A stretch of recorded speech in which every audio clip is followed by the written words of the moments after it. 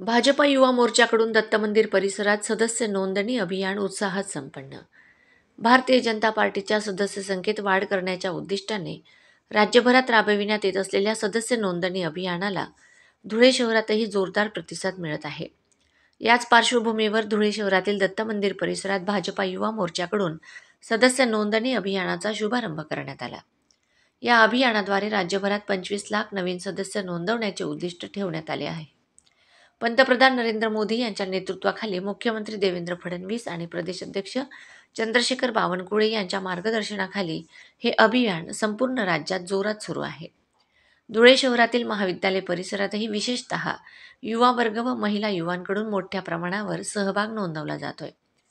भाजपा युवा मोर्चा अध्यक्ष आकाश परदेशी यांनी सांगितले की भारतीय जनता पार्टीत सहभागी होण्यासाठी युवा वर्गाचा उत्साह मोठ्या प्रमाणावर आहे. हा उत्साह पाहता भाजपची सदस्य संख्या लवकरच लक्षणीय वाढेल. कार्यक्रमादरम्यान सरचिटणीस सचिन पाटील, मंडल अध्यक्ष करण लोंढे, सरचिटणीस विनय बेरे, युवती उपाध्यक्ष हिना मेवाणी, दादा कोळी यांच्यासह अनेक मान्यवर उपस्थित होते. सर्व मान्यवरांनी युवकांच्या या उत्साहाला प्रोत्साहन दिले आणि भाजपच्या वाढत्या प्रभावाबाबत समाधान व्यक्त केले.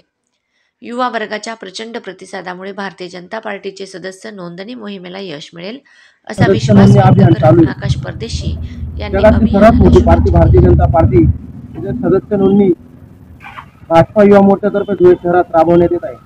ठिकठिकाणी कॉलेजेसमध्ये ठिकठिकाणी युवा वर्गाकडून आम्ही सदस्य नोंदणी करून घेत आहे. या सदस्य नोंदणीला युवा वर्ग व महिला युवा त्यांच्याकडून चांगला प्रतिसाद मिळत आहे. सरचिटणीस सचिन भाऊ पाटील, मंडलाध्यक्ष करण लोंढे, सरचिटणीस विनय बेरे आणि उपाध्यक्ष हिना मेवाणी आणि दादा कोळी पैलवान